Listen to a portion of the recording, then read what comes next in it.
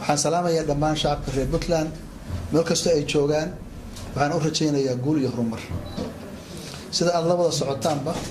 8 bisha koowaad 2018 maleeshiyada laga soo abaabulay maamulka Hargeysa ayaa waxay duulaan qaawan ku soo qaadeen dhulka Puntland waxayna duulaankaas ku qabsadeen deegaanka Tukarraq ee ka tirsan degmada Laascaanood ee gobolka Sool waxa xusid mudan in duulaanku maamulka Hargeysa uu ku soo aaday Puntland xilli uu booqasho rasmi ah Puntland ku joogo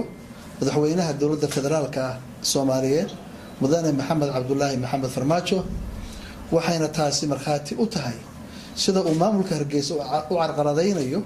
geedi socodka midnimada iyo wadajirka ummadda Soomaaliyeed Puntland waxay ku mashquulsanayd la dagaalanka argagixisada caalamiga ee Shabaab iyo Daesh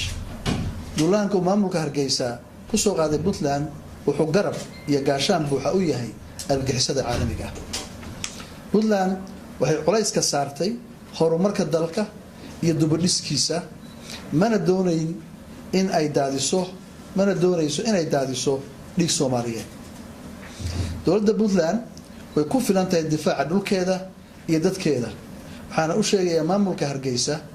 duulaanka ku soo qaadeen Puntland inay kala kulmi doonaan cawaaqib xumo inay heli doonaan jawaabta ku habboon haddaba waxaan shacabka reer Puntland gudaha iyo dibadda ku wargelinayaa inay u diyaar garoobaan difaaca dalkooda isla markaana ay garab istaagaan ciidamada difaaca Puntland si loo xaqiijiyo midnimada iyo wadajirka Puntland shacab ahaan iyo dhul ahaanba ugu dambeyntii waxaan u sheegayaa ummadda Soomaaliyeed dowladda federaalka Soomaaliya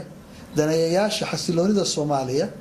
iyo beesha caalamkaba in maamulka Hargeysa uu mas'uul ka noqon doono cawaaqib xumada ka iman doonta duulaanka qaawan ee ku soo qaadeen deegaanka Puntland wabillahi tawfiiq assalamu alaykum warahmatullahi wabarakatuh